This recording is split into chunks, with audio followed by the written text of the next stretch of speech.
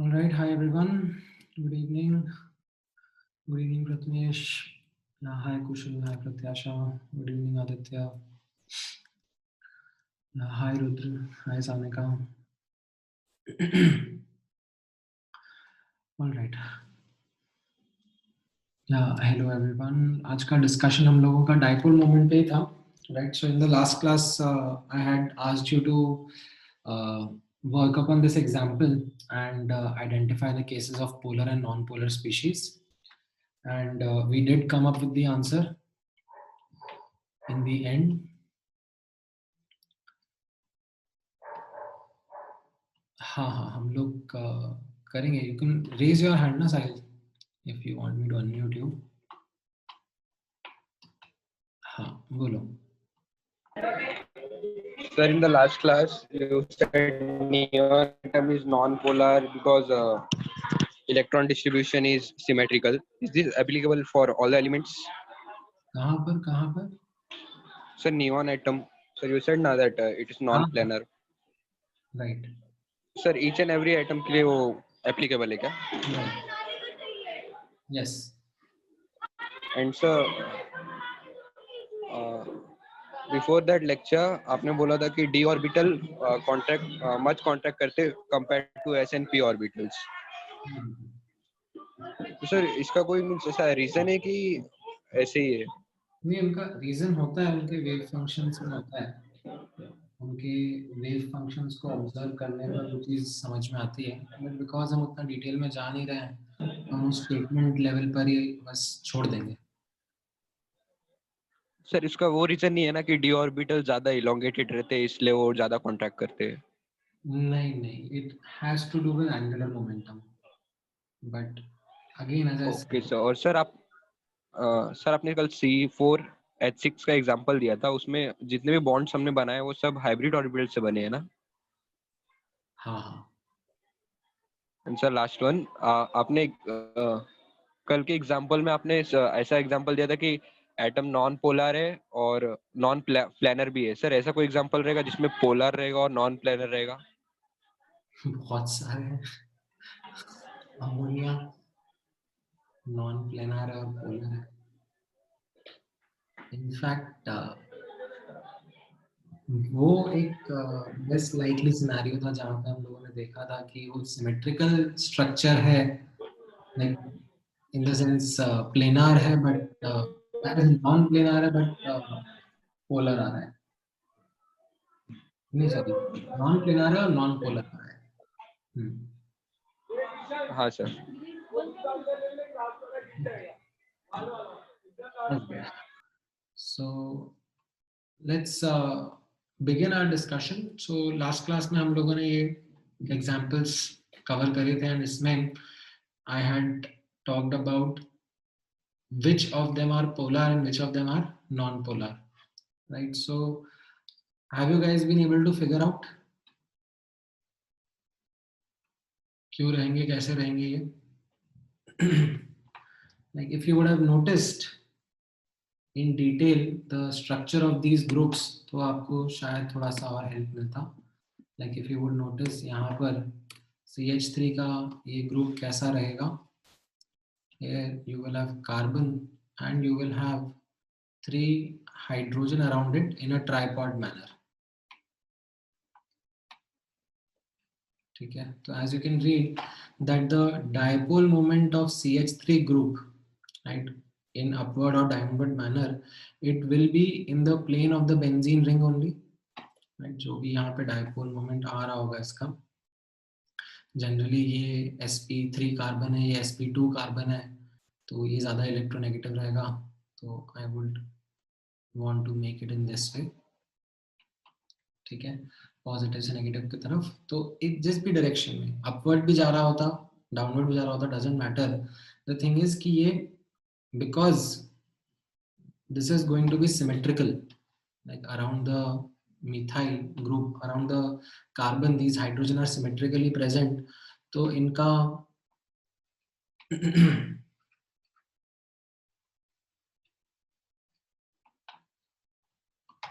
Dipole moment जो रहेगा that will be in the plane of the benzene ring, and as a result of that जो ऊपर वाले group का dipole moment और नीचे वाले ग्रुप का डायपोल मोमेंट है, ये आपस में कैंसिल आउट हो जाएगा. ठीक है. नाउ यहाँ पर आप नोटिस करना, अब in the second example also, like if you will notice how the structure is, this is cyanide group. cyanide में कैसा रहता है? Carbon triple bond nitrogen, so you have triple bond nitrogen, you have triple bond nitrogen. तो ये again कैसा है? It is in the same plane as the benzene ring. ये पूरा का पूरा planar structure ही है, right? And in this case again the dipole moments will be equal and opposite and in the same plane, in the plane of the benzene ring, in the plane of the screen. तो ये भी आपस में cancel out करेंगे, right? What about NO2, right? So यहाँ पर आप notice करोगे, if you remember again, NO2 का structure कैसा है, right? Something in this manner, right? तो यहाँ पर ये जो नाइट्रोजन है ये भी sp2 हाइब्रिड ही है. sp2 हाइब्रिड है मतलब प्लेनार है, राइट? अब हो सकता है कि ये बेंजीन रिंग के प्लेन में नहीं हो, ठीक है, इट इज पॉसिबल कि ये बेंजीन रिंग के प्लेन में नहीं हो, बट स्टिल जो इसका डायपोल मोमेंट रहेगा, ठीक है, बिकॉज अगेन यहाँ पे नोटिस करना ये एक्चुअली रेजोनेटिंग स्ट्रक्चर रहेगा. इसमें लाइक आप लोगों ने नोटिस भी किया होगा जब आप लोगों ने नाइट्रोजन के ऑक्साइड्स के लुईस स्ट्रक्चर्स प्रैक्टिस करे थे, तो इसमें क्या है, दोनों बॉन्ड्स आइडेंटिकली रहेंगे, ठीक है, both these bonds would be identical only, because आप एक पर डेटिव और एक पे डबल, या फिर दूसरे पे डेटिव और एक पे डबल बना सकते हो. तो the thing will be that it will be a planar arrangement and इससे भी जो dipole moment आएगा that will be in the plane only. ठीक है, इवन इफ मान लो ये दो ऑक्सीजन एक बाहर की तरफ आ रहा है और एक अंदर की तरफ जा रहा है, ठीक है, इवन इफ द ऑक्सीजन एक बाहर की तरफ है एक अंदर की तरफ है, but because this is again going to be a symmetrical molecule, इसका net dipole moment is going to come along in the same plane as the screen, right, in the same plane as that of the benzene ring. तो यहाँ पर ये सब cancel out कर जाएंगे, ठीक है. Now when you come to this D example, तो यहाँ पर कैसा है, ऑक्सीजन के ऊपर दो लोन पेयर है और एक हाइड्रोजन है, right, same goes over here, right, दो लोन पेयर है और एक हाइड्रोजन है. नाउ अब लोन पेयर का डायपोल मोमेंट और हाइड्रोजन का डायपोल मोमेंट तो अलग अलग होगा, राइट, लोन पेयर का डायपोल मोमेंट एंड हाइड्रोजन का डायपोल मोमेंट अलग अलग रहेगा. then what you can understand over here is that ये जो OH ग्रुप का डायपोल मोमेंट रहेगा, ठीक है, इसका कोई गारंटी नहीं है कि ये किधर होगा, ठीक है, मतलब ये ट्राइपॉड के जैसा है. अभी ट्राइपॉड में मतलब हो सकता है कि डायपोल मोमेंट बाहर की तरफ आ रहा हो in this direction, we don't know because it is not symmetrical, right. What we are going to say is that the dipole moment is not necessarily in the same plane. एक मतलब possibility हो सकती है जैसा मैंने आप लोगों को पहले ही बताया था, but probability of such dipole moment to be in the plane of benzene is highly unlikely. So as a result यहाँ पर because of these lone pairs we can say and understand that this molecule, this group that is present on the benzene is not going to cancel out even if they are present on the para position. Okay, same goes यहाँ पर भी. In case of NH2 also the same thing is applicable because here there is going to be one lone pair, right, one lone pair and two hydrogen, right. So again lone pair और hydrogen का dipole moment कुछ भी हो सकता है, ठीक है, like only and only if they are mirror image of each other, like ये और ये एक दूसरे के मिरर इमेज हुए तो शायद कैंसिल आउट हो जाए, बट उस चीज का चांस तो बहुत कम है ना, ठीक है. हाँ, that is what I said, the probability of that happening is highly unlikely, ठीक है, and that again has been experimentally validated. मतलब जैसे अगर इसके बारे में अगर नोटिस किया ज़्यादा लिटरेचर में पढ़ा जाएगा तो इसका डायपोल मोमेंट आता है अराउंड 1.51 डिबाई, ठीक है. इन सब का एक्सपेरिमेंटली डायपोल मोमेंट भी 0 आता है, बट इसका इन लास्ट के दो का डायपोल मोमेंट आता है, ठीक है. हाँ, because it is not something which is in the plane of benzene ring. मतलब यहाँ से जैसे आप इन पहले तीन एग्जाम्पल में नोटिस कर लो, इन पहले तीनों एग्जाम्पल्स में जो डायपोल मोमेंट आ रहा है because of the group, it is coming in the plane of the benzene ring, right. तो जो इसके ऑपोजिट पोजीशन वाला है वो उसको कैंसिल आउट कर रहा है फॉर श्योर, ठीक है. बट इन दोनों केसेस में, right, in these two cases as we are observing, like the dipole moment of like this OH group is like not coming in the plane of the benzene ring, like it is highly unlikely.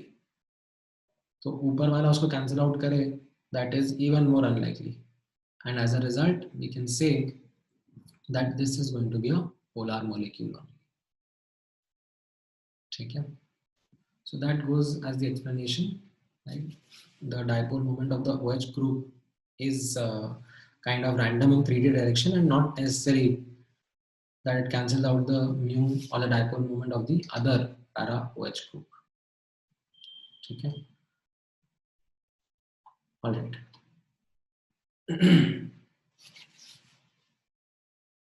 हाँ, benzene की plane में है कि नहीं है वो तो आपको पता पड़ेगा ना, once you know the structure of like oxygen के around 2 bond pair 2 lone pair हैं तो उनका टेट्राहेड्रल अरेंजमेंट रहेगा, तो ये सब तो आपको पता ही है ना.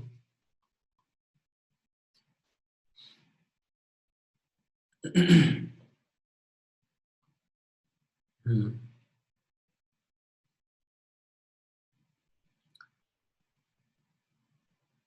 नहीं नहीं आयुष, ऐसे मत बनाओ लॉजिक. मैंने लास्ट क्लास में भी आपको यही बोला था कि don't make any kind of such logics. Like so Ayush का लॉजिक है that if a lone pair is present on the terminal atom, it ensures that polarity will be there, right? अभी अपन ने लास्ट क्लास में ये chlorine chlorine का example करा था ना, इसमें ये इसके लोन पेयर रहेंगे ना, बट ये तो स्टिल नॉन पोलर आता है again because of the symmetry. The lone pair will be cancelling out. ठीक है, तो मत बनाओ इस तरीके से अपने हिसाब से लॉजिक्स. ऑलराइट, नाउ अब नेक्स्ट चलते हैं कंपेयरिंग ऑफ डायपोल मोमेंट पर. ठीक है, सो यहाँ पर इनफैक्ट अभी तक नोटिस करना जो एग्जाम्पल्स मैंने आपके साथ में शेयर करे, ठीक है, उनमें हम लोग बस यही डिफरेंशिएट कर रहे थे whether the compounds are polar और नॉन पोलर, राइट. हम लोग ये नहीं कंपेयर कर रहे थे कि पोलर कंपाउंड्स हैं उनमें which has a more dipole moment, which has a lesser dipole moment, right? So this was not something which we were discussing. Now अब यहाँ पे नोटिस करना that अगर मैं आपको पोलर कंपाउंड्स के बीच में डायपोल मोमेंट कंपेयर करने के लिए बोलूँगा, HF, HCl, HBr, HI, ये चारों क्या है, पोलर मॉलिक्यूल्स हैं, राइट. एंड मैं आपको इनका डायपोल मोमेंट कंपेयर करने के लिए बोलूँगा, तो the thing is that it is going to be a difficult exercise. It is not something which is very straightforward. मतलब कल को for example if I ask you ammonia, right, polar है non polar है, polar है, ठीक है. H2O polar है non polar है, ये भी पोलर है. SO2 पोलर है नॉन पोलर है, ये भी पोलर है, ठीक है, ये तीनों नॉन पोलर है.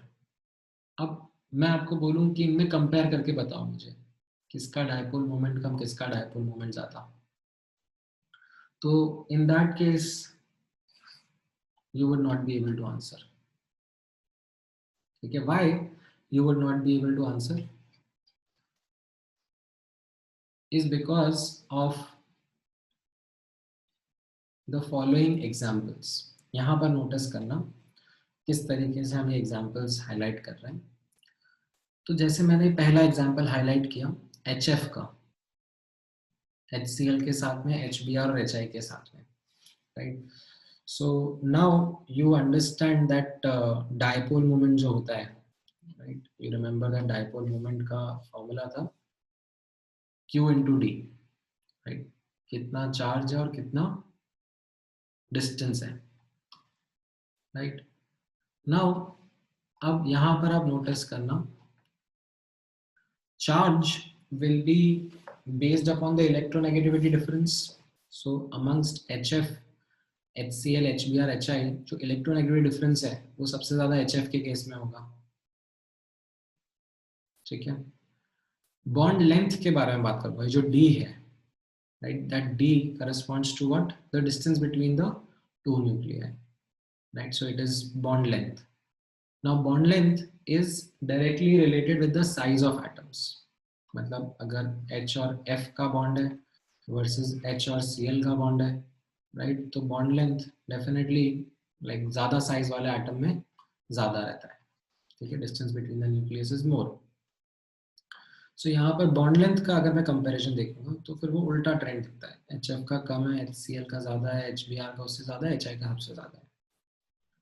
So if I try to understand this mathematically, that Q और D दो फैक्टर्स पर डायपोल मोमेंट डिपेंड कर रहा है, बट यहाँ पर राइट Q और D दोनों अलग अलग ट्रेंड दिखा रहे हैं, राइट? तो कौन सा डोमिनेट कर रहा है? Again, we will not be able to judge it from just theoretical perspective. So what we do is we experimentally measure the dipole moments of all these compounds, and what we found out was that the experimental dipole moment is coming out to be greater. Now the experimental dipole came out to be greater, and उससे हमें इस case में क्या मिला कि ठीक है delta En dominate कर रहे हैं, right? So that was the understanding कि डेल्टा एन डोमिनेट कर गया. ओके, ठीक है. Then we come across this kind of an example, CH3F and CH3Cl में, राइट? अब इसमें आप दोनों को कंपेयर करोगे तो आप क्या बोलोगे कि CH3 पार्ट तो दोनों में सेम है. यहाँ पर CF और यहाँ पे Cl का डायपोल मोमेंट रहेगा, राइट? एंड अब मुझे इनमें कंपेयर करना है, राइट? तो यहाँ पर आप नोटिस करोगे कि CF H and Cl H,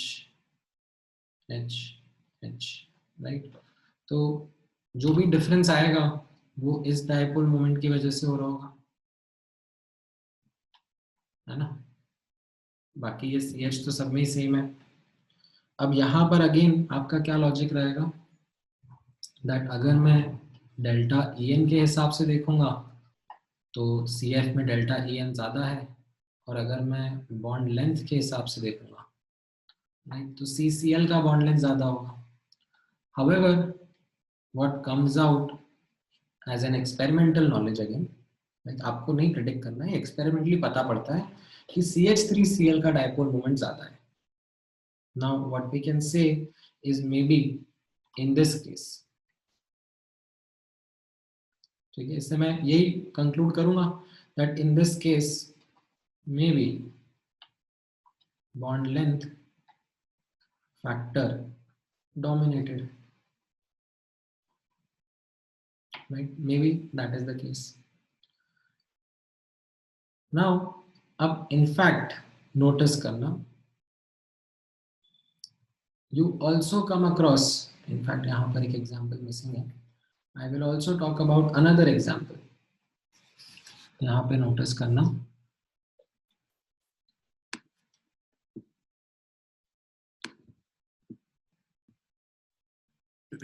say if I ask you NH3 and NF3 में किसका डायपोल मोमेंट ज्यादा है? NH3 एंड NF3 में किसका डायपोल मोमेंट ज्यादा है?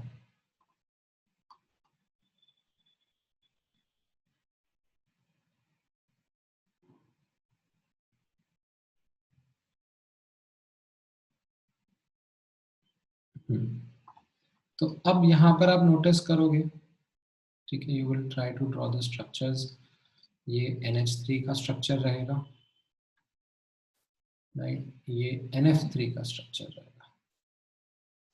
स्ट्रक्चर दोनों का सेम सही रहेगा.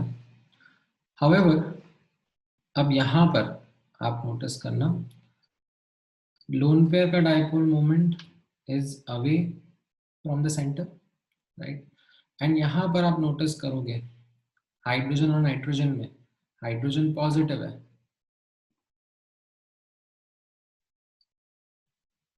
तो it is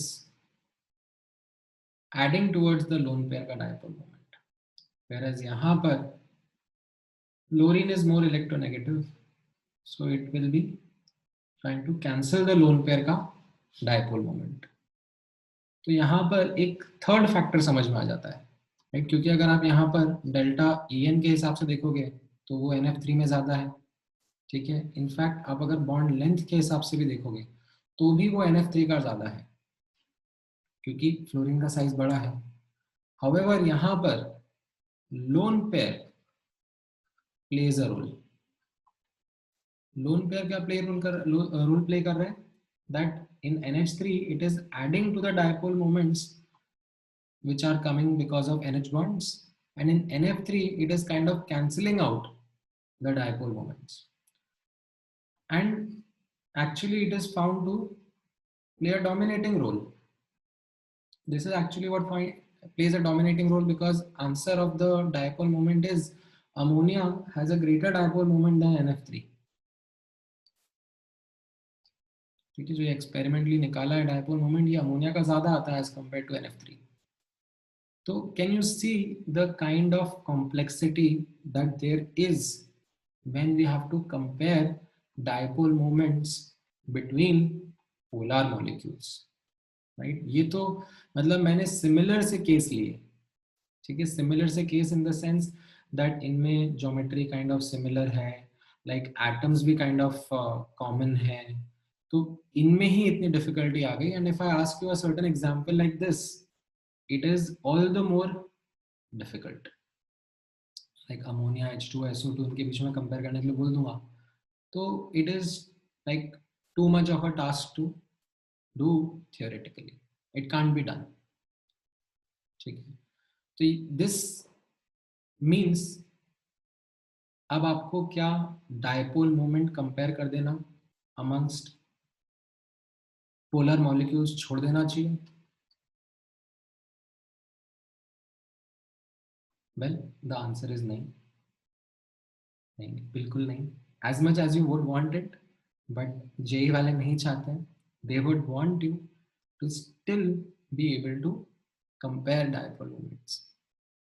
And what they then do is, instead of asking such random examples, they tend to ask examples जिनमें कुछ ना कुछ सिमिलैरिटी है एंड आप लॉजिक लगाकर कंपैरिजन कर सको.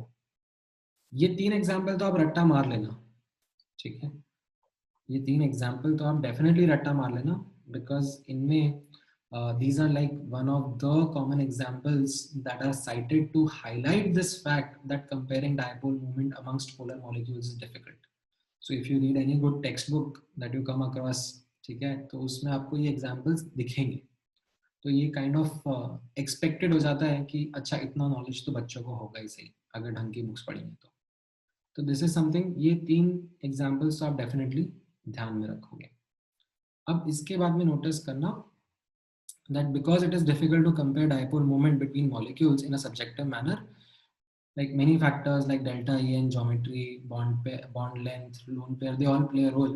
So फिर what we do is we compare dipole moment between examples which have certain degree of similarity. ठीक है, हाँ, you can't decide which factor is going to dominate. तो अब let me ask you to compare, or let me ask you to मैं थोड़ा सा इधर right hand side में बनाता हूँ, लेफ्ट हैंड साइड में, क्योंकि सोल्यूशन ही है. So compare the dipole moment of ortho dichlorobenzene, Meta dichlorobenzene and para dichlorobenzene. इनका कंपेयर कर सकते हो आप, सोच के बताओ.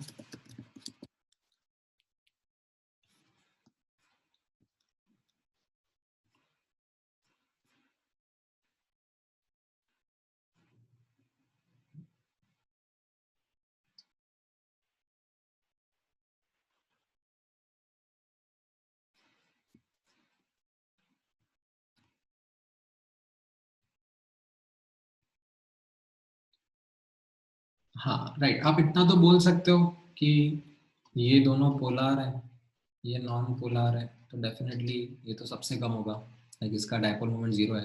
बट इन दोनों में, ऑर्थो और मेटा में, किसका डायपोल मोमेंट ज्यादा होगा? हाँ राइट ऋग्वेद, राइट अमन, हाँ right Yash, right Aman, correct. Yeah, so I guess now most of you have been able to guess that ortho का dipole moment meta से ज़्यादा होगा. And the way in which you would have come up with the answer is based upon simple maths. Right? यहाँ पर if you will notice इनके बीच में angle 60 degree है, like जो ऑर्थो पोजीशंस पे रहेंगे, वर्सेस जो मेटा में है उनके बीच में एंगल 120 डिग्री है. Now if you remember the vector some, right, वो कैसा होता था, a square plus b square plus 2ab cos theta. तो ये cos थीटा पे मैटर करेगा ना. 60 डिग्री रहेगा तो ये ज़्यादा रहेगा, 120 डिग्री रहेगा तो ये कम रहेगा, right. Correct. All right. So ठीक है, गुड. तो ऐसे केसेस में फिर भी डायपोल मोमेंट कंपेयर करा जा सकता है. ठीक है. Alright. maybe we can take another example, something like this. इसमें आप बताओ CH3Cl and CH3, इन दोनों में कंपेयर कर सकते हो.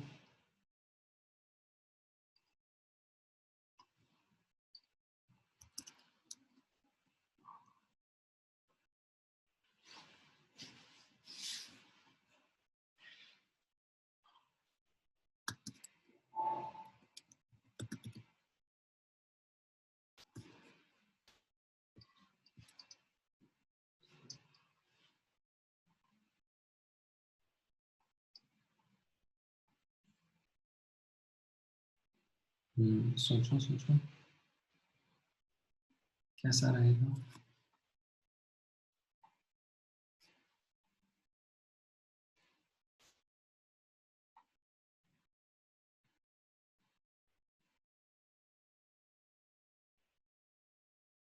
So I'm getting mixed answers this time.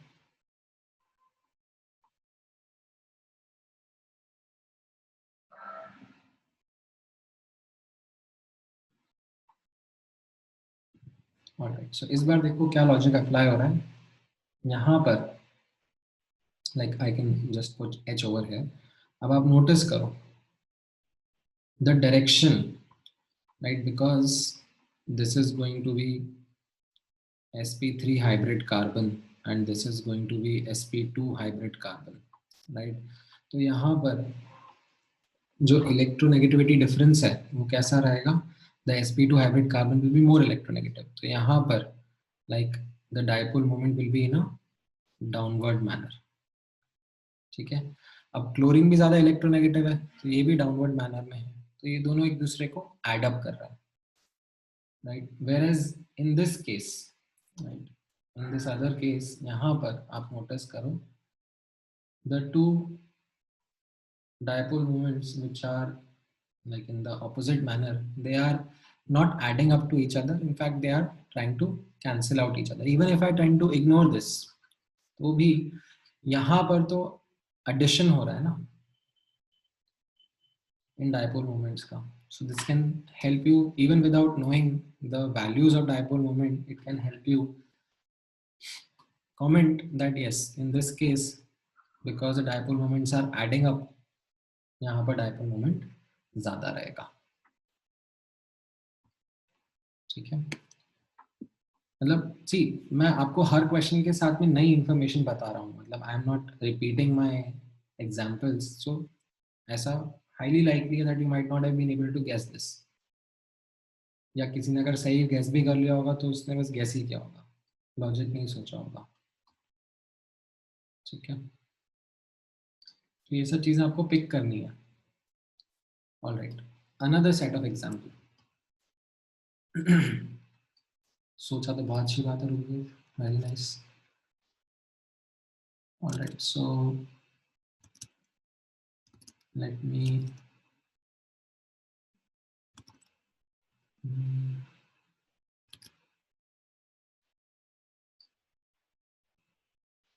इसमें versus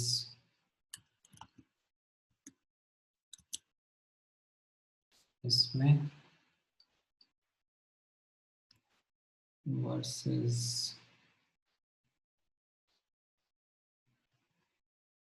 इसमें, इन तीनों में कंपेयर करके बताओ डाइपोल मोमेंट कैसा रहेगा।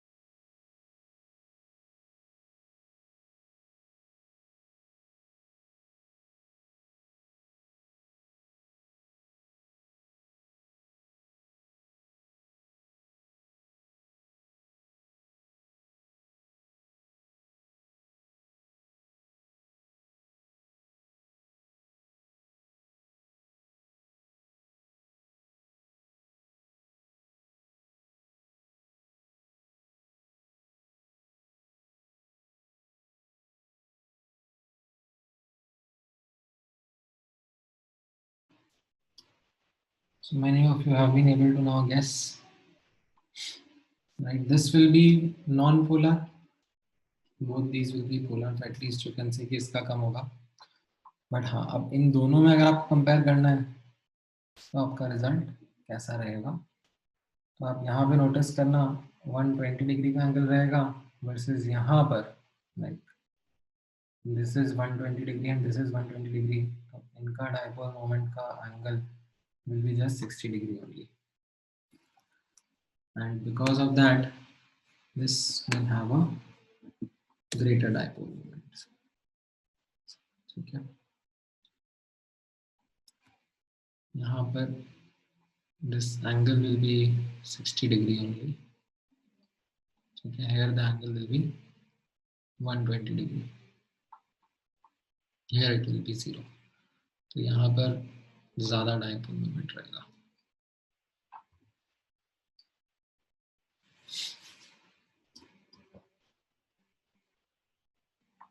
नहीं, यहाँ पर आपको डेल्टा एन या बॉन्ड लेंथ के ऊपर नहीं जाना है ना, because those parameters are all identical only. जो कार्बन क्लोरीन का डाइपोल मोमेंट यहाँ पर μ2 है, तो यहाँ पर भी मैंने μ2 ही लिखा हुआ है.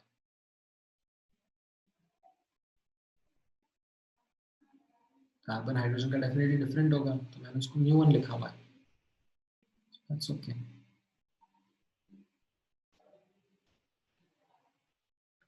वेक्टर सम होगा ना Sarthak. Net dipole moment will be the vector sum, and if you now take out that vector sum, तो उसमें लाइक वही फॉर्मूला लगता है ना, a square plus b square plus 2ab cos theta. तो cos 60 डिग्री तो पॉजिटिव रहेगा, cos 120 degree तो नेगेटिव रहेगा. तो this will add up to the magnitude, this will decrease the magnitude, right. Alright, so a quick set of questions there to help you understand this kind of a comparison. 60 degree कैसे आया आप notice करो ना, ये horizontal line है तो इसके साथ ये 120 डिग्री है और इसके साथ भी 120 डिग्री है, तो फिर ये जब इनके बीच का एंगल मैं बताऊंगा तो वो 90 डिग्री, सॉरी 60 डिग्री का आएगा.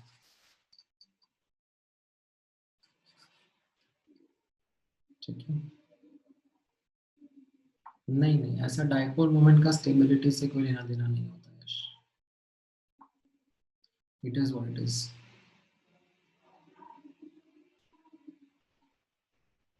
तो ये सब आइसोमर्स है ना. इसलिए तो like relative position of atoms change हो रहा है. यहाँ पर क्लोरीन कार्बन क्लोरीन बॉन्ड है, यहाँ पर ऐसा कोई बॉन्ड नहीं है, क्लोरीन कार्बन कार्बन क्लोरीन इस तरीके से है. These are isomers only. Alright, so I hope this kind of gave you a good idea into like how to go on. और भी ऐसे possible examples हैं, the list is endless, but हाँ, the approach is something which you should be clear with. ठीक है, don't be in a rush to answer. Observe the structure, figure out the individual dipole moments, think about the vector sum, and then comment. Right, that is the approach with which you should proceed. ठीक है. Then अच्छा, ये NH3 NF3 वाला तो खैर मैंने पहले ऊपर करा दिया आपको वहीं पर ही, ये यहाँ पे बाद में कराया हुआ है, तो इट्स द सेम जो ऊपर हमने डिस्कस किया था. यहाँ पर lone pair kind of dominates, like lone pair का इफेक्ट काम में आ जाता है. Alright, then there is this kind of रट्टा of some examples which I would want you to keep at the back of your mind. Low priority, but these are again some comparisons that are done between these similar looking examples. So from CH3F, CH2F2, CHF3, then CH3Cl, CH2Cl2, sorry CH2Cl2, हाँ CHCl3, and वही chlorine की जगह bromine लगा दिया, bromine की जगह iodine लगा दिया. अब इनमें जब कंपेयर करते हैं,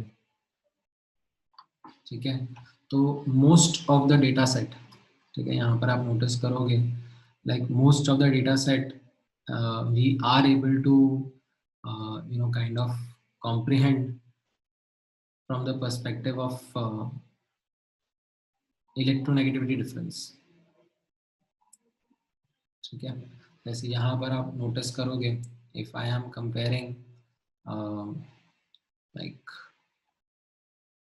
in a vertical manner, ठीक है, यहाँ पर आप नोटिस करोगे CHI3, CHBr3, CHCl3, CHF3, इनमें मैं कंपैरिजन कर रहा हूँ.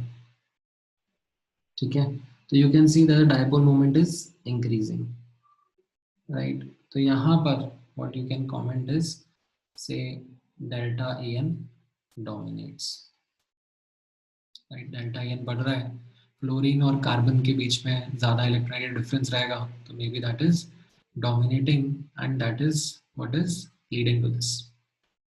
ठीक है, that is something which is observed in this scenario also as you go up. ठीक है, and here as well, barring this exception जो मैंने अभी थोड़ा टाइम पहले आपको बताया था, CH3F और CH3Cl में लाइक यहाँ पर डेल्टा EN का रोल प्ले नहीं हुआ. ठीक है, देन लाइक यहाँ पर आप लेफ्ट टू राइट जाओगे. ठीक है, लेफ्ट टू राइट में आप नोटिस करोगे इस तरीके से CH3I, CH2I2, CHI3, right. Left to right you are going as the number of I atoms are increasing, like as the number of halogen atoms are increasing, the dipole moment is decreasing, right? Maybe because the dipole moment is getting distributed or is maybe getting cancelled out because of more halogen atoms, right? मतलब यहाँ पर अगर आप notice करोगे like एक iodine है और 3 hydrogen है, राइट. तो यहाँ पर ये तीनों like you can think of it, वैसे तो एक्चुअली मतलब देखा जाए तो आयोडीन का इलेक्ट्रोनेगेटिविटी रहता है अराउंड कार्बन ही रहता है, मतलब 2.5 के आसपास ही रहता है. तो इसमें तो वो भी कमेंट करना थोड़ा हाँ मुश्किल रहेगा. वर्सेस यहाँ पर, ठीक है, यहाँ पर आप नोटिस करोगे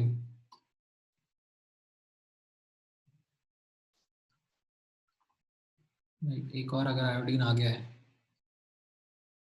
ठीक है, तो यहाँ पर ये कलेक्टिवली एक डायरेक्शन में थे, you can say, and यहाँ पर like what you can say is that this iodine and this iodine, like they might not be helping out each other.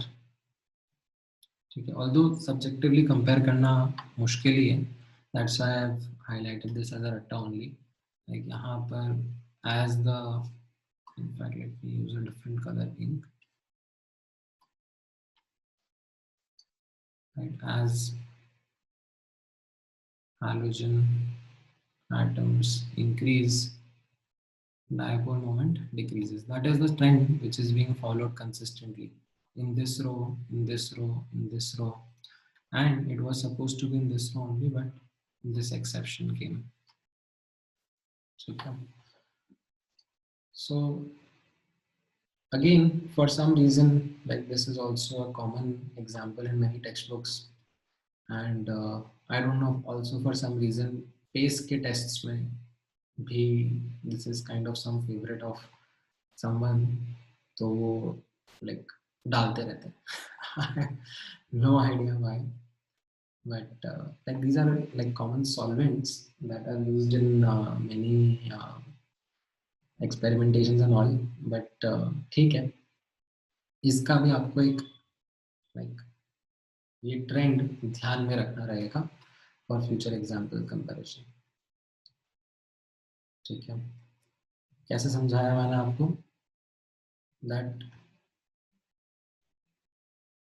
अगर हम ऐसे इस तरीके से टॉप टू डाउन यहाँ पे नोटिस कर रहे हैं इन दिस, तो जैसे जैसे डेल्टा ई एन डोमिनेट कर रहा है, like fluorine chlorine bromine iodine है, तो generally like fluorine will have a more dipole moment molecules with fluorine except for this case, यहाँ पर CH3F और CH3Cl. ये मैंने आपको पहले भी बोला याद रखने के लिए. Like this is one of the first examples, one of the second examples in fact that we discussed. And like when you are talking about going from left to right within the same halogen, like CH3I or CH2I2 or CH3I3, those as the halogen atoms are increasing, like dipole moment is decreasing. And that is a trend which is followed in almost all the cases except in the case of CH3F and CH2F2. ठीक है, तो ये आप ध्यान में रख लेना. Just मैंने उसको याद रखने के लिए जस्ट आपको काइंड ऑफ यहाँ पर एक पैटर्न दिखाने की कोशिश करिए, so it becomes easier for you to remember. हाँ सर, वो CH3I वाला जरा बताओ ना एक बार.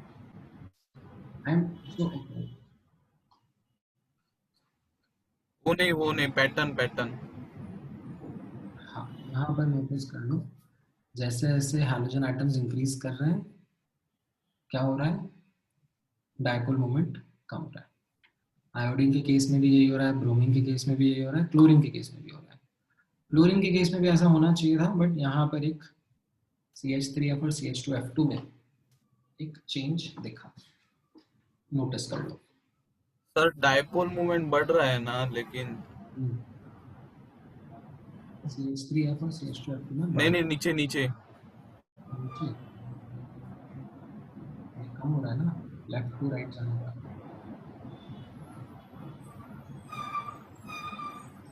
यहाँ पर एक आयोडीन है या दो आयोडीन है या तीन आयोडीन है, तो एज हैलोजन हाँ डाइपोल मोमेंट डिक्रीज होता है.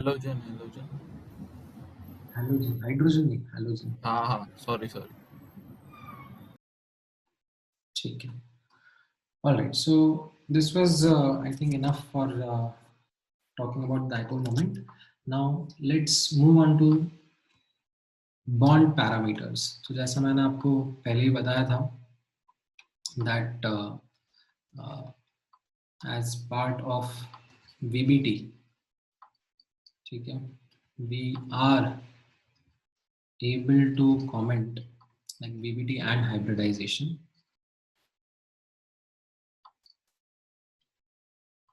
We are able to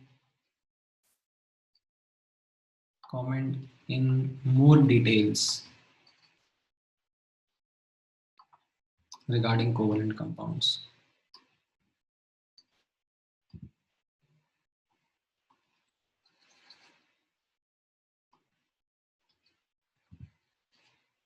तो अब हम लोग 3 बॉन्ड पैरामीटर्स का डिस्कशन करेंगे। एक है बॉन्ड लेंथ, एक रहेगा बॉन्ड एंगल एंड लास्ट में करेंगे bond strength. So bond length and bond angle are pretty smooth trends like factors। अगर आप अच्छे से समझ लोगे उनके तो most of the examples you will be able to sail through। bond strength वाले में like कब कौन सा फैक्टर डोमिनेट कर जाता है वो थोड़ा सा गड़बड़ी रहता है, तो उसमें मैं आपको एक थोड़ा आइडिया दूंगा कि कितना पार्ट आप ध्यान रख सकते हो, बट कितना नहीं रख सकते हो वो मैं आपको बता दूंगा, तो उसमें ज़्यादा घुसने का ज़रूरत नहीं है। So let's talk about bond length first. हाँ बोलो हर्ष। सर डाइपोल मोमेंट हमें अगर पूछा गया किसी भी 2 रैंडम मॉलिक्यूल्स में तो हमें कैसे पता कि किस में ज़्यादा होगा? अभी तक क्या बात कर रहा था मैं? What is it that I was explaining since the sir ये तो मतलब सर अगर कुछ भी रैंडम और दे दिया तो मैं पूछ रहा था। हाँ तो ये क्या लिखवाया मैंने आपको? इंग्लिश पढ़ने आती है ना? सर मैंने देखा नहीं। तो फिर कर क्या रहे हो स्क्रीन के सामने बैठ के? I'm assuming that there is only one tab which is open। Yes sir. वही तो मैंने समझाया है that it is difficult to compare random examples। Only when there is some like logic involved, then only you can do comparisons। मैंने कुछ select examples आपको show करे हैं।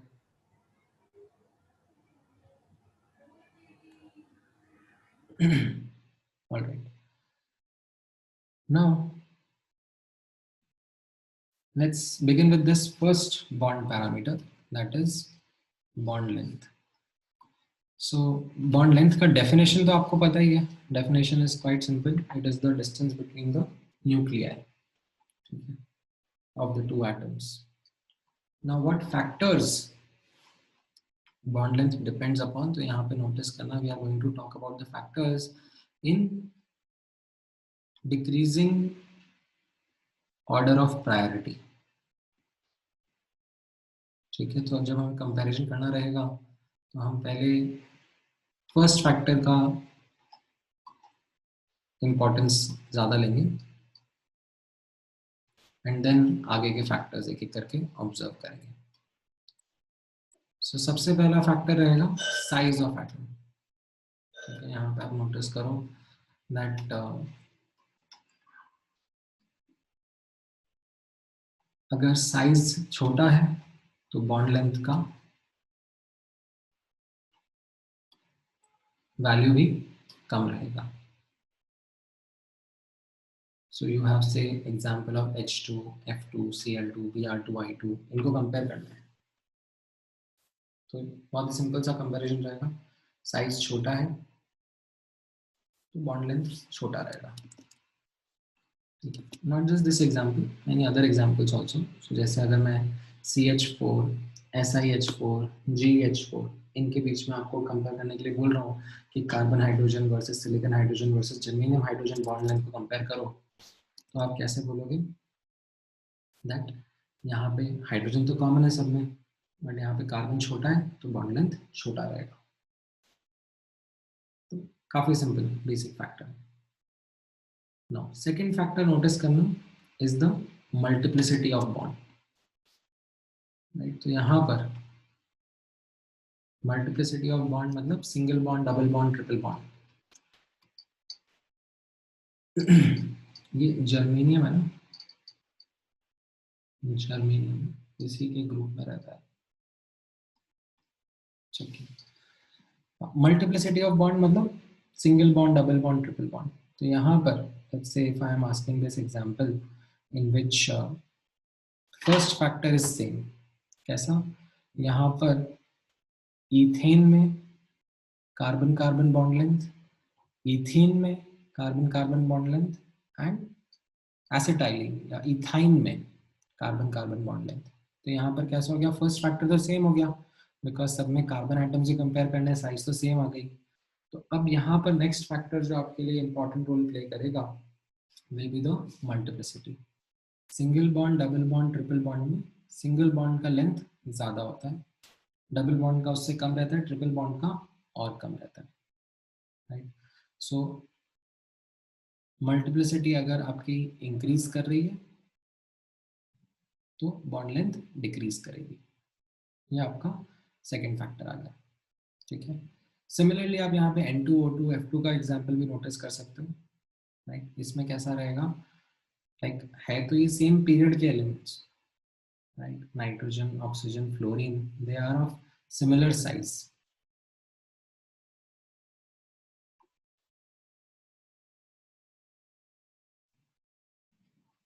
तो यहाँ पर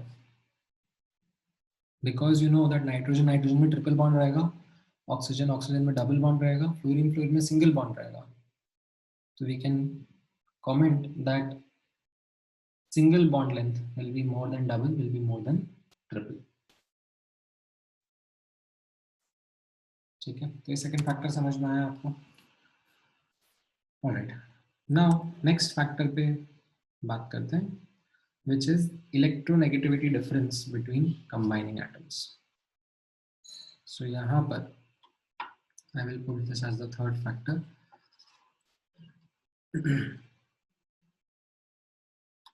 That depending upon the electronegativity difference, कैसा रहेगा, अगर इलेक्ट्रोनेगेटिव डिफरेंस ज़्यादा रहेगा तो बॉन्ड लेंथ क्या हो जाएगा, कम हो जाएगा, ज़्यादा हो जाएगा। How will electronegative difference play a role.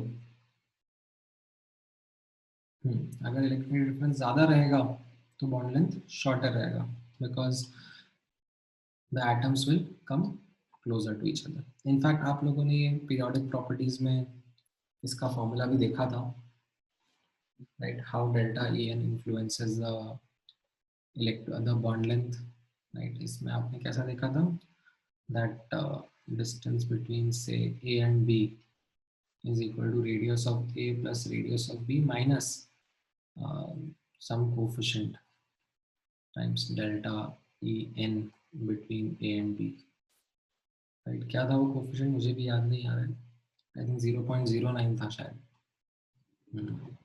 Correct 0.09। But इसमें ये भी ध्यान रखना था कि यूनिट्स का रोल था, right। This was valid in the units of I think angstrom,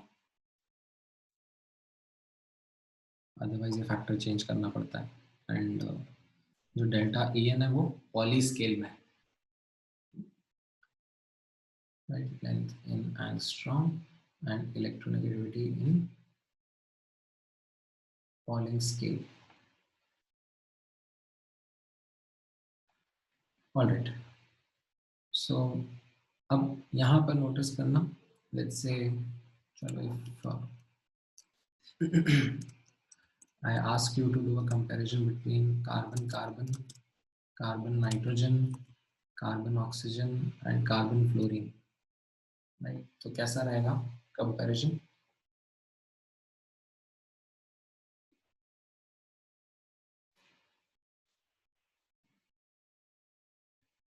सबसे पहले साइज के बारे में आप सोचोगे तो यहाँ पर साइज तो सिमिलर है क्योंकि ये लाइक एक ही पीरियड के एलिमेंट्स हैं, ठीक है। Left to right size definitely कम होता है बट इतना मेजर फर्क नहीं पड़ता across the period, size of atoms reduces quite gradually, तो साइज तो सिमिलर हो गया।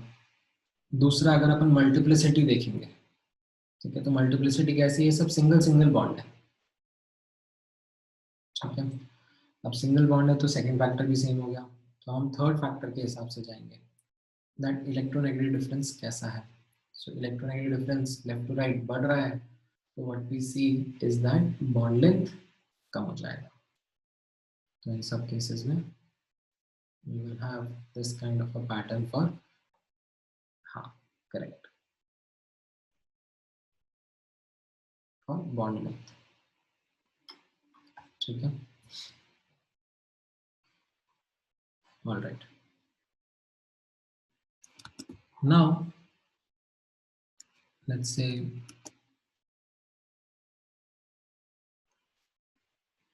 if I ask you to do a comparison between these examples, HF, HCl, HBr, HI, क्या रहेगा आंसर बॉन्ड लेंथ का? वैसे तो थोड़ी देर पहले मैंने आंसर दे दिया था, बट अगेन आप लोग बताओ।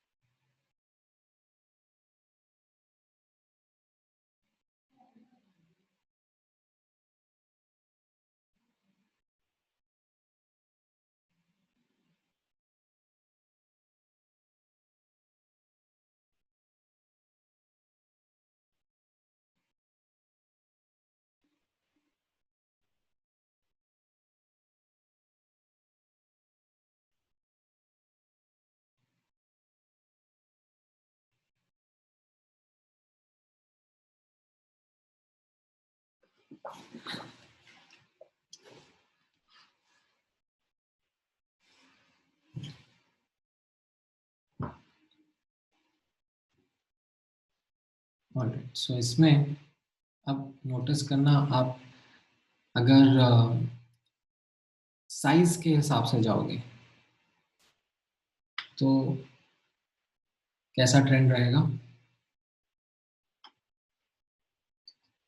एंड इलेक्ट्रोनेगेटिविटी के हिसाब से भी जाओगे, ठीक है, मल्टीप्लिसिटी सब में सेम है, सिंगल बॉन्ड है, इलेक्ट्रोनेगेटिविटी भी सेम ही रीजन पॉइंट आउट कर रही है, सेम ही ट्रेंड पॉइंट आउट कर रही है, तो इसमें कोई डिस्क्रिपेंसी नहीं रहेगी, like your answer will be simple, straight forward. However, what if they contradict each other, right? For example, if I ask you CH and CF में किसका बॉन्ड लेंथ कम, किसका बॉन्ड लेंथ ज्यादा रहेगा?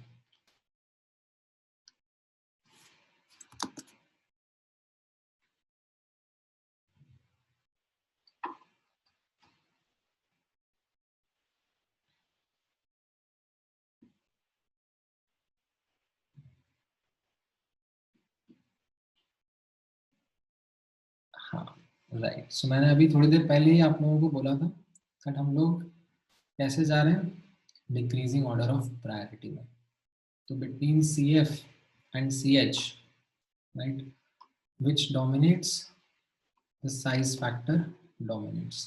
So CF का bond length, despite having higher delta EN, CF का bond length will be larger because of the size factor itself.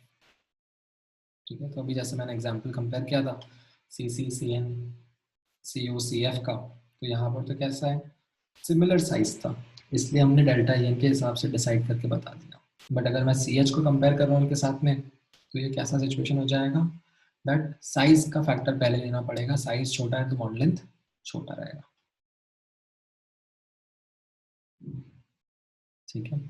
हाँ, आपको ये नहीं सोचना है कि लाइक कितने मैग्नीट्यूड का डिफरेंस होगा, that is going to be a little more tricky, like you are not going to be able to compare कि किसमें कितना डिफरेंस रहेगा, एक ट्रेंड जरूर हम लोग ऑब्जर्व कर सकते हैं।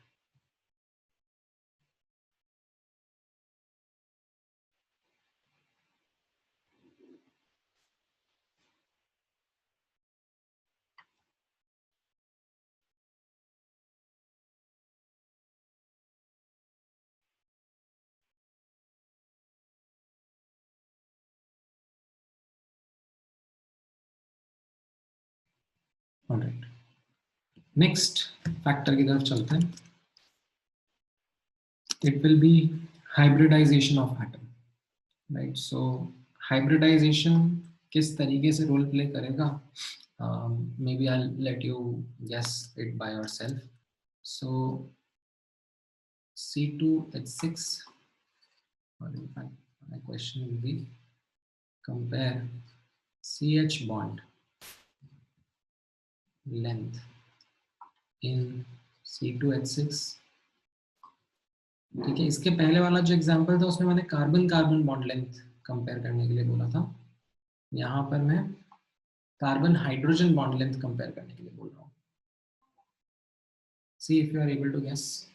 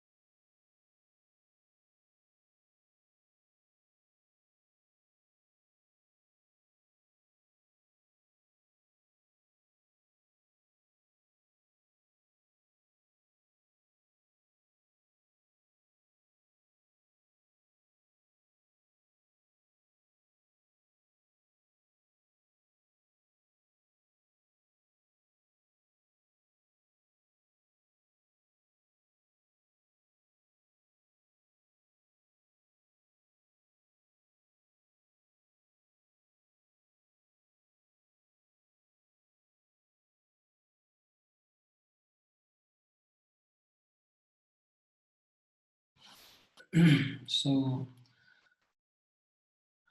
कैसा रहेगा आंसर, यहाँ पे आप नोटिस करना, CH बॉन्ड कंपेयर करना है.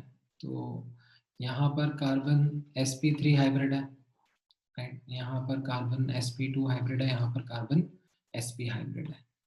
So if I talk about the electronegativity of carbon, that will be in the increasing order. ठीक है, देखो फर्स्ट फैक्टर सेम है क्योंकि carbon hydrogen carbon hydrogen carbon hydrogen सब में बॉन्ड सेम ही है. सेकंड फैक्टर भी सेम है क्योंकि मल्टीप्लिसिटी भी सब में सेम है.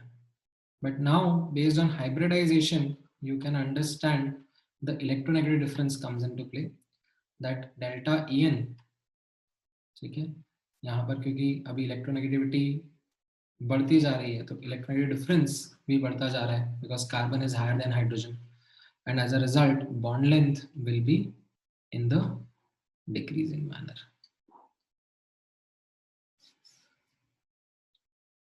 Good. So yeah, many of you have been able to get the answers right. Some of you have not been able to. So I hope you understood where is it that you were making a mistake. Right. So हम लोग इसको इस तरीके से भी लिखते हैं, ठीक है. दिस इज अनदर और alternate way of describing the same thing,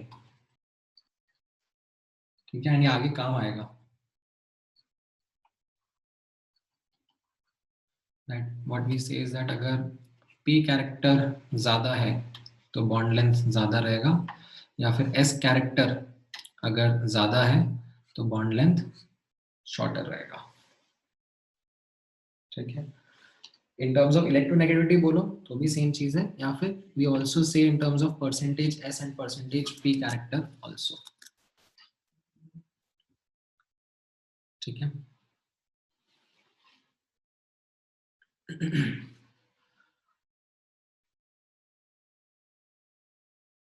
All right. Let's say if I ask you to ask another example in which compare carbon-carbon bond length.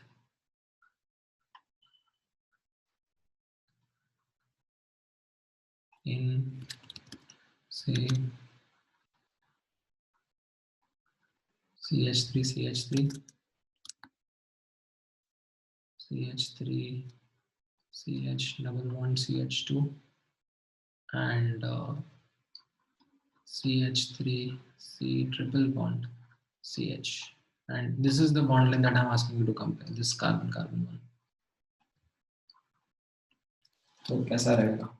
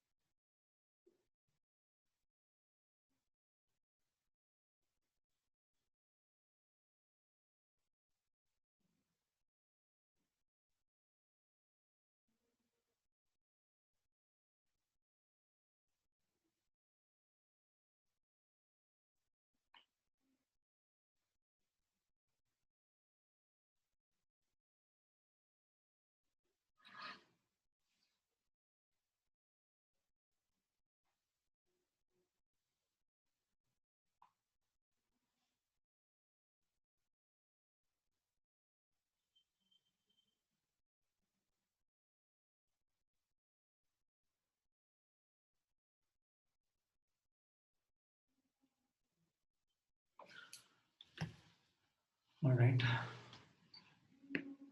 Again, same thought process. यहाँ पर आप notice करो hybridisation कैसा है carbon carbon के बीच का, right. Because ऊपर के फैक्टर्स सब सेम है, like atom, multiplicity, size of atom, ये सब सेम ही है. तो यहाँ पर इलेक्ट्रोनेगेटिव डिफरेंस बोल लो या फिर एस या पी कैरेक्टर बोल लो, because of the hybridization that is what playing a role, right. So यहाँ पर sp3 कार्बन के बीच में बॉन्ड लेंथ ज़्यादा बड़ा होगा. यहाँ पर sp3 और sp2 कार्बन है तो बॉन्ड लेंथ रिलेटिवली छोटा हो जाएगा. यहाँ पर sp3 और sp कार्बन है तो इसके बीच में बॉन्ड लेंथ रिलेटिवली और छोटा हो जाएगा, ठीक है. यहाँ पर आप नोटिस करो ना, sp3 और sp3 में भी p कैरेक्टर ज़्यादा है, right, as compared to sp2, right. तो if I ask you to talk about percentage p character, तो यहाँ पर ये ज़्यादा रहेगा क्योंकि यहाँ पर एक sp3 एक sp2 है, यहाँ पर एक sp3 एक sp है. तो परसेंटेज p कैरेक्टर अगर ज़्यादा है इन दिस ओवरलैप, तो what we see is that the overlap is longer, right. The bond length is more.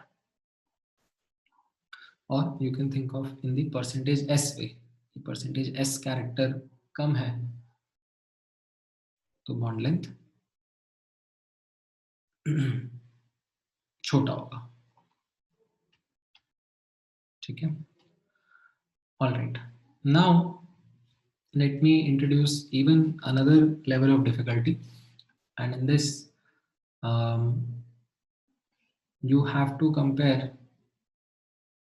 the carbon fluorine bond length in these examples.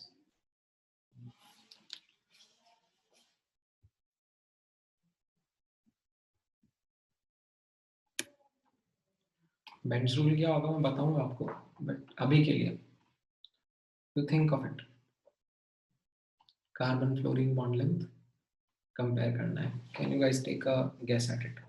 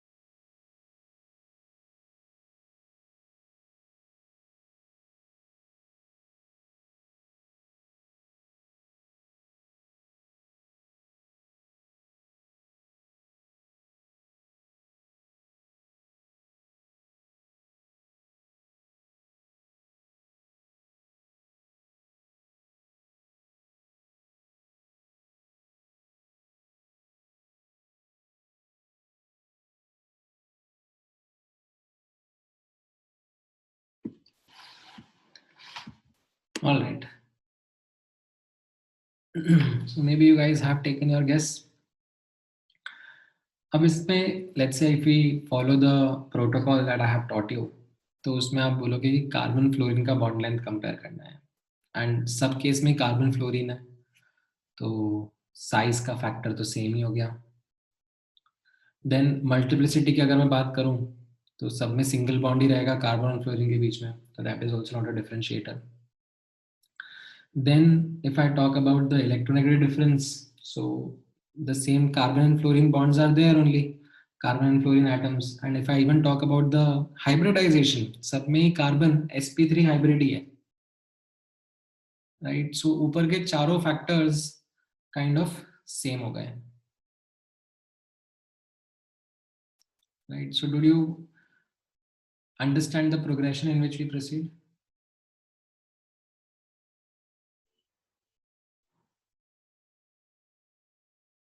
Now अब अगर चारों factors same हैं तो फिर मैं कैसे वर्क करूं, like how would it then make sense for me to be able to compare the carbon fluorine bond? नहीं, डायपोल मोमेंट से कोई लेना देना नहीं है.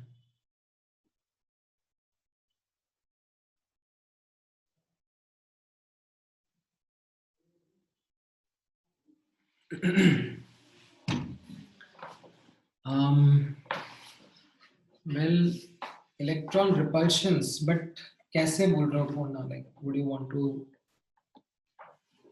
take a shot at it?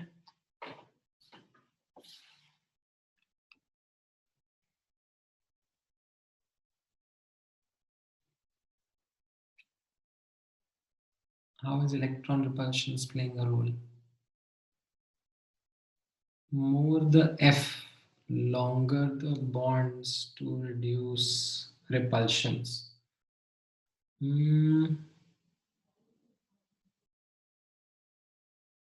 Okay. However, in fact, fluorine are present around this atom in a tetrahedral kind of an arrangement, and more the fluorine, right, more will be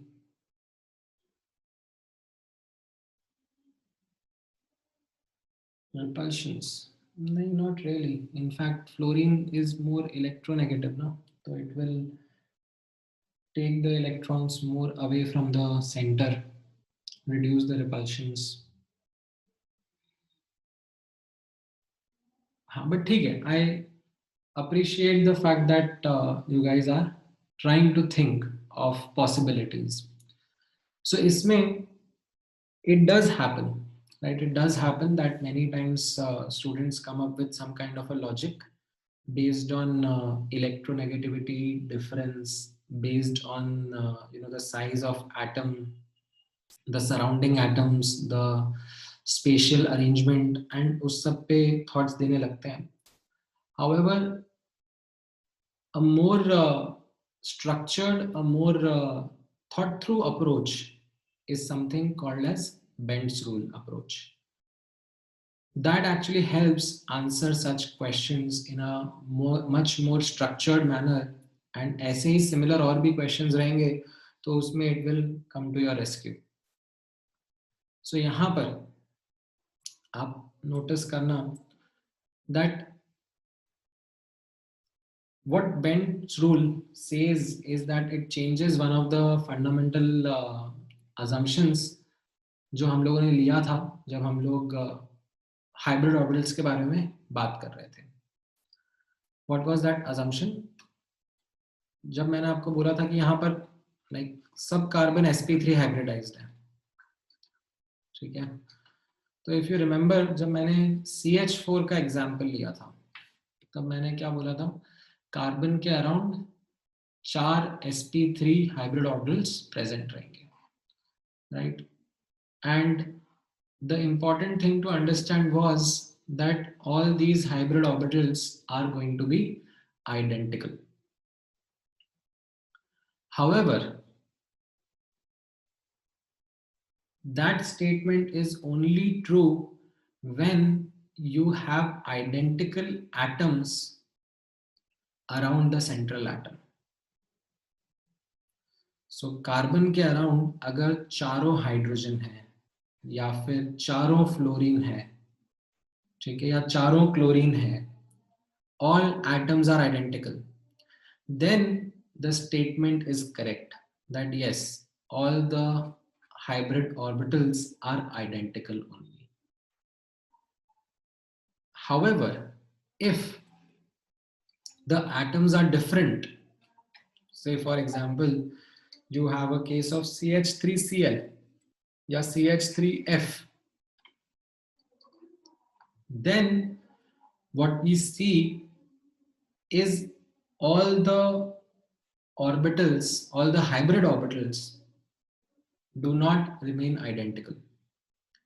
In fact, ये जो carbon hydrogen वाले हैं, ठीक है, ये identical रहेंगे, but जो fluorine वाला ऑर्बिटल रहेगा, लाइक जो फ्लोरीन के साथ में बॉन्ड होगा, वो डिफर कर जाएगा.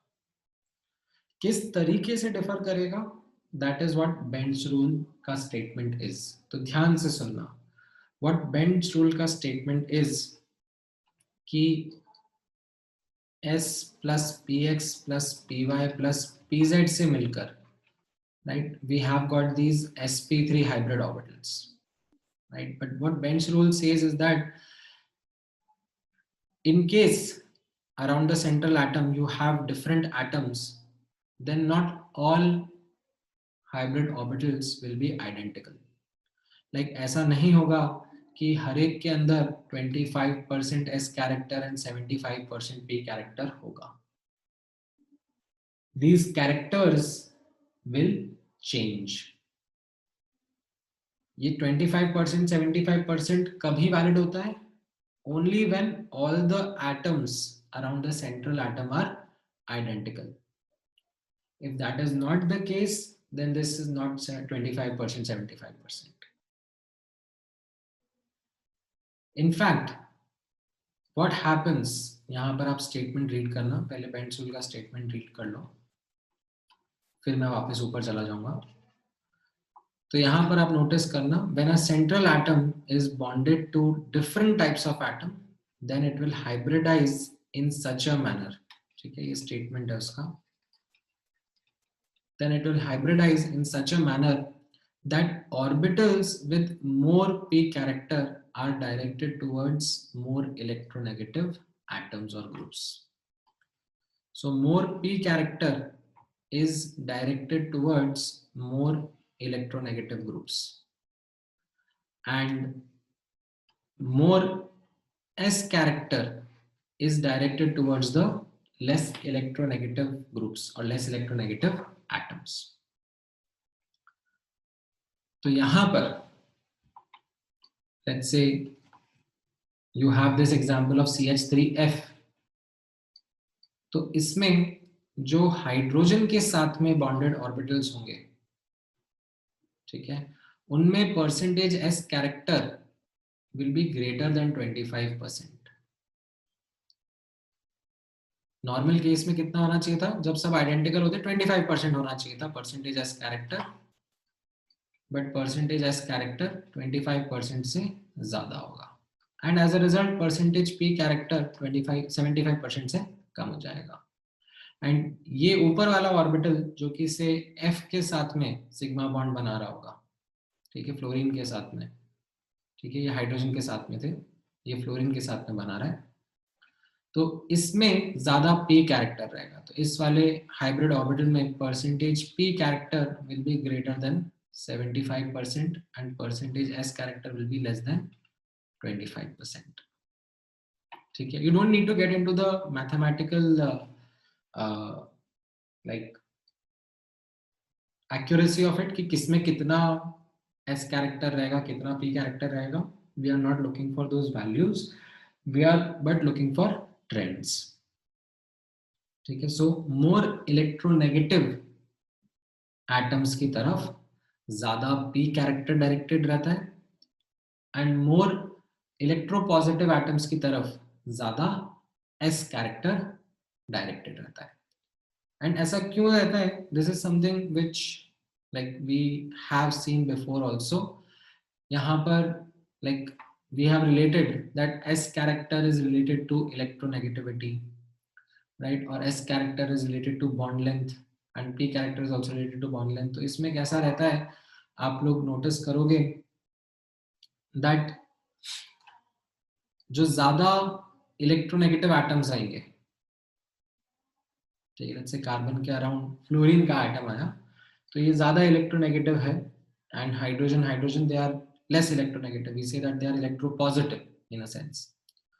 तो यहाँ पर what will happen is that this carbon का atom will have a lesser s character and a more p character in its hybrid orbital which is bonding with fluorine, whereas with the hydrogen, the hybrid orbitals which it is using to bond with the hydrogen atoms, वहां पर percentage s character ज्यादा रहेगा, ठीक है। So this is something again as a statement आपको ये ध्यान में रखना है, एंड इससे अब आप नोटिस करना how you will be able to use it in comparing this example.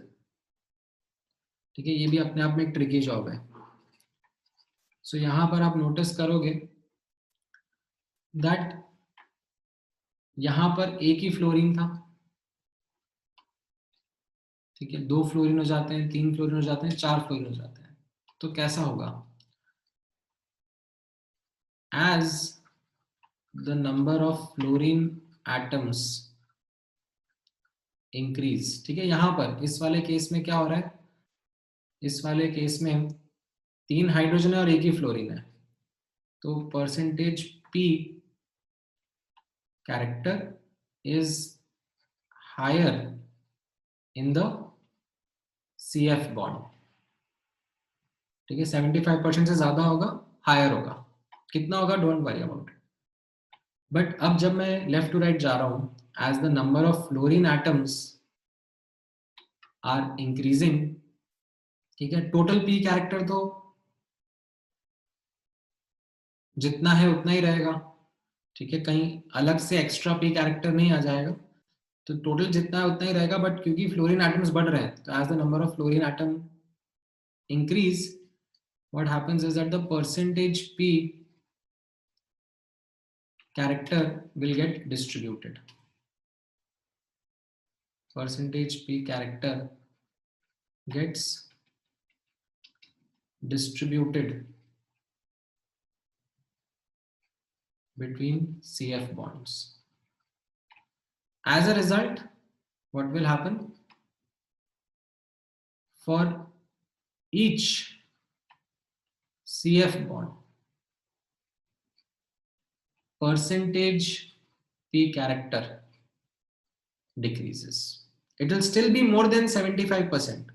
यहाँ पर भी it will more than 75%, यहाँ पर भी it will be more than 75%, यहाँ पर भी it will be more than 75%, but it will be in a decreasing manner. यहाँ लास्ट में क्योंकि सब फ्लोरीन आइडेंटिकल हो गए, तो वापस से सब में 75% पी कैरेक्टर आ जाएगा।